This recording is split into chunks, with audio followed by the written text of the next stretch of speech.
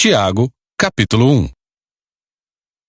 Eu, Tiago, escravo de Deus e do Senhor Jesus Cristo, envio esta carta às 12 tribos espalhadas pelo mundo. Saudações. Meus irmãos, considerem motivo de grande alegria sempre que passarem por qualquer tipo de provação, pois sabem que quando sua fé é provada, a perseverança tem a oportunidade de crescer. E é necessário que ela cresça, pois quando estiver plenamente desenvolvida, vocês serão maduros e completos, sem que nada lhes falte. Se algum de vocês precisar de sabedoria, peça a nosso Deus generoso e receberá. Ele não os repreenderá por pedirem, mas quando pedirem, façam-no com fé, sem vacilar. Pois aquele que duvida é como a onda do mar empurrada e agitada pelo vento.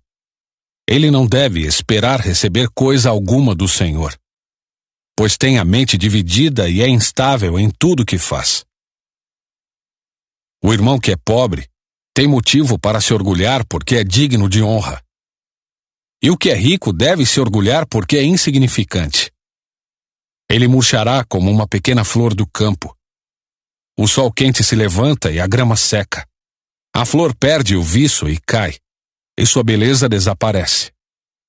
Da mesma forma, murchará o rico com todas as suas realizações. Feliz é aquele que suporta com paciência as provações e tentações, porque depois receberá a coroa da vida que Deus prometeu àqueles que o amam.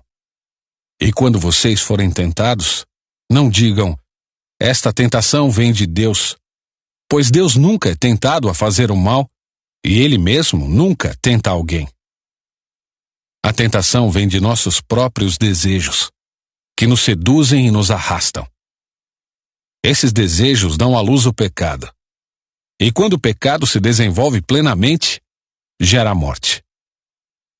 Não se deixem enganar, meus amados irmãos.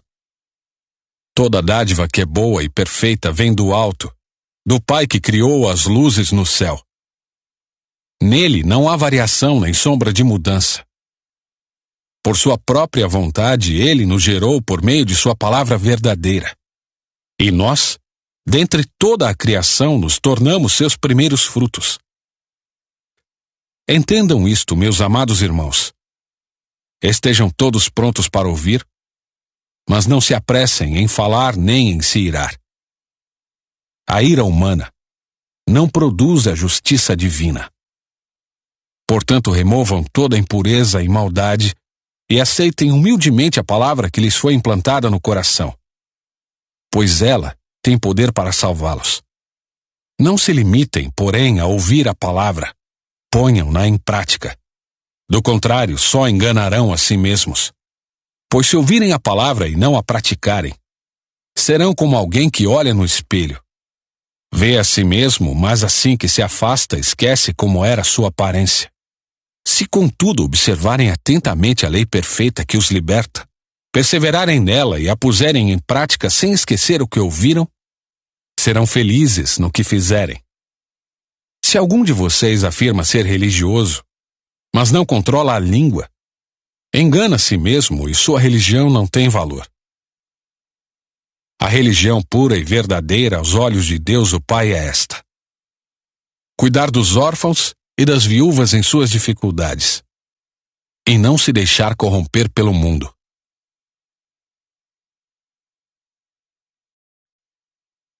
Capítulo 2. Meus irmãos, como podem afirmar que têm fé em nosso glorioso Senhor Jesus Cristo, se mostram favorecimento a algumas pessoas? Se, por exemplo, alguém chegar a uma de suas reuniões vestido com roupas elegantes e usando joias caras, e também entrar um pobre com roupas sujas, e vocês derem atenção ao que está bem vestido, dizendo-lhe: sente-se aqui neste lugar especial, mas disserem ao pobre: fique em pé ali ou sente-se aqui no chão. Essa discriminação não mostrará que agem como juízes, guiados por motivos perversos? Ouçam, meus amados irmãos. Não foi Deus que escolheu os pobres deste mundo para serem ricos na fé. Não são eles os herdeiros do reino prometido àqueles que o amam. Mas vocês desprezam os pobres. Não são os ricos que oprimem vocês e os arrastam aos tribunais? Não são eles que difamam aquele cujo nome honroso vocês carregam? Sem dúvida, vocês fazem bem quando obedecem à lei do reino conforme dizem as Escrituras. Ame seu próximo como a si mesmo. Mas se mostram favorecimento a algumas pessoas, cometem pecado e são culpados de transgredir a lei. Pois quem obedece a todas as leis, exceto uma, torna-se culpado de desobedecer a todas as outras. Pois aquele que disse, não cometa adultério, também disse, não mate. Logo, mesmo que não cometam adultério, se matarem alguém, transgredirão a lei. Portanto, em tudo que disserem e fizerem, lembrem-se de que serão julgados pela lei que os liberta. Não haverá misericórdia para quem não tiver demonstrado misericórdia. Mas se forem misericordiosos, haverá misericórdia quando forem julgados. De que adianta, meus irmãos, dizerem que têm fé se não a demonstram por meio de suas ações? Acaso esse tipo de fé pode salvar alguém?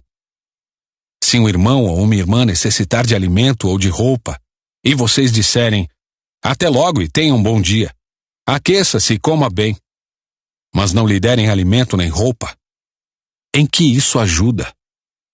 Como vem, a fé por si mesma, a menos que produza boas obras, está morta. Mas alguém pode argumentar, uns têm fé, outros têm obras. Mostre-me sua fé sem obras, e eu, pelas minhas obras, lhe mostrarei minha fé. Você diz crer que há um único Deus. Muito bem. Até os demônios creem nisso e tremem de medo. Quanta insensatez! Vocês não entendem que a fé sem obras é inútil. Não lembram que nosso antepassado Abraão foi declarado justo por suas ações, quando ofereceu seu filho Isaque sobre o altar? Como vem, sua fé e suas ações atuaram juntas, e assim as ações tornaram a fé completa. E aconteceu exatamente como as Escrituras dizem. Abraão creu em Deus, e assim foi considerado justo. Ele até foi chamado amigo de Deus. Vejam que somos declarados justos pelo que fazemos, e não apenas pela fé. Raabe, a prostituta, é outro exemplo. Ela foi declarada justa por causa de suas ações quando escondeu os mensageiros e os fez sair em segurança por um caminho diferente. Assim como o corpo sem fôlego está morto, também a fé sem obras está morta.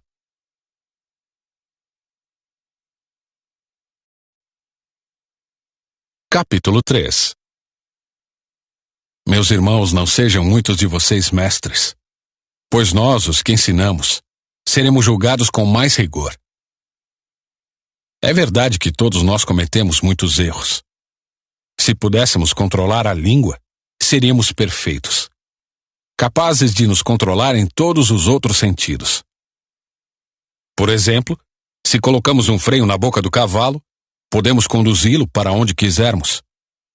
Observem também que um pequeno leme faz um grande navio se voltar para onde o piloto deseja, mesmo com ventos fortes. Assim também, a língua é algo pequeno que profere discursos grandiosos. Vejam como uma simples fagulha é capaz de incendiar uma grande floresta. E entre todas as partes do corpo, a língua é uma chama de fogo. É um mundo de maldade que corrompe todo o corpo. Ateia fogo a uma vida inteira, pois o próprio inferno a acende. O ser humano consegue domar toda espécie de animal, ave, réptil e peixe. Mas ninguém consegue domar a língua. Ela é incontrolável e perversa, cheia de veneno mortífero. Às vezes, louva a nosso Senhor e Pai, e às vezes amaldiçoa aqueles que Deus criou à sua imagem. E assim, bênção e maldição saem da mesma boca. Meus irmãos, isso não está certo. Acaso de uma mesma fonte pode jorrar água doce e amarga? Pode a figueira produzir azeitonas ou a videira produzir figos? Da mesma forma, não se pode tirar água doce de uma fonte salgada. Se vocês são sábios e inteligentes, Demonstrem isso, vivendo honradamente, realizando boas obras com a humildade que vem da sabedoria. Mas se em seu coração há inveja amarga e ambição egoísta, não encubram a verdade com vanglórias e mentiras. Porque essas coisas não são a espécie de sabedoria que vem do alto. Antes, são terrenas, mundanas e demoníacas. Pois onde há inveja e ambição egoísta, também há confusão e males de todo tipo. Mas a sabedoria que vem do alto é antes de tudo pura. Também é pacífica, sempre amável e disposta a ceder a outros. É cheia de misericórdia e é o fruto de boas obras. Não mostra favoritismo e é sempre sincera. E aqueles que são pacificadores plantarão sementes de paz e ajuntarão uma colheita de justiça.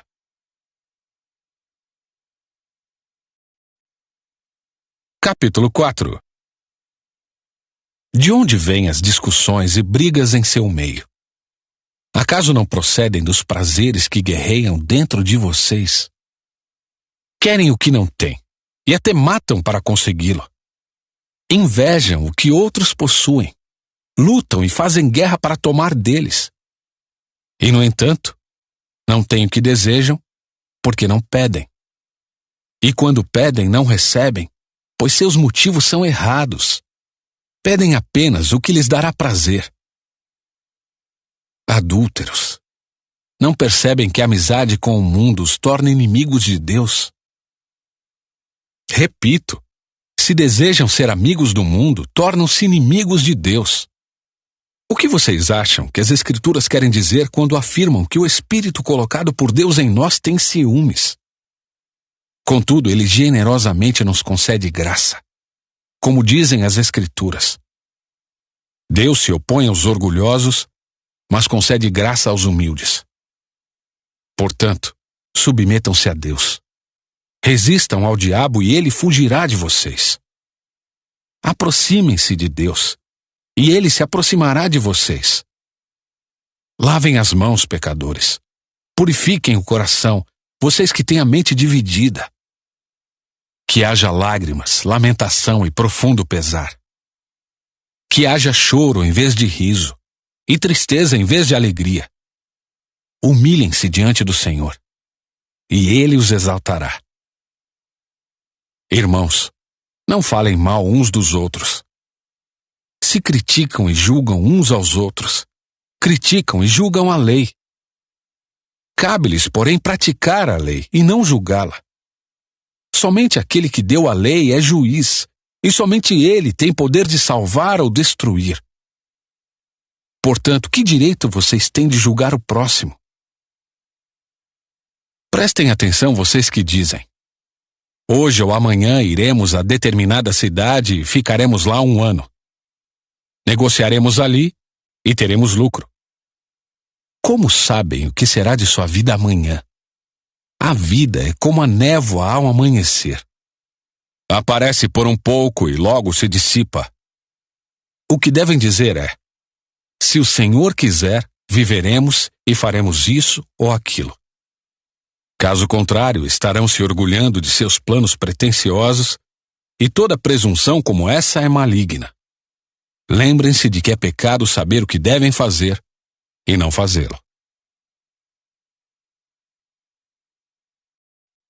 Capítulo 5. Prestem atenção, vocês, que são ricos. Chorem e gemam de angústia, por causa das desgraças que os esperam. Sua riqueza apodreceu, e suas roupas finas são trapos comidos por traças. Seu ouro e sua prata estão corroídos. A mesma riqueza com a qual vocês contavam devorará sua carne como fogo. Esse tesouro corroído que vocês acumularam testemunhará contra vocês nos últimos dias. Por isso, ouçam os clamores dos que trabalham em seus campos, cujo salário vocês retiveram de modo fraudulento. Sim, os clamores dos que fizeram a colheita em seus campos, chegaram aos ouvidos do Senhor dos Exércitos. Vocês levam uma vida de luxo na terra, satisfazendo seus desejos e engordando a si mesmos para o dia do abate. Condenam e matam inocentes, sem que eles resistam. Por isso, irmãos, sejam pacientes enquanto esperam a volta do Senhor. Vejam como os lavradores esperam pacientemente as chuvas do outono e da primavera. Com grande expectativa, aguardam o amadurecimento de sua preciosa colheita. Sejam também pacientes. Fortaleçam-se em seu coração, pois a vinda do Senhor está próxima. Irmãos, não se queixem uns dos outros, para que não sejam julgados. Pois vejam, o juiz está à porta. Irmãos, tomem como exemplo de paciência no sofrimento os profetas que falaram em nome do Senhor. Consideramos felizes aqueles que permanecem firmes em meio à aflição. Vocês ouviram falar de Jó, um homem de muita perseverança. Sabem como no final o Senhor foi bondoso com ele, pois o Senhor é cheio de compaixão e misericórdia. Acima de tudo, meus irmãos, não jurem pelo céu, nem pela terra, nem por qualquer outra coisa.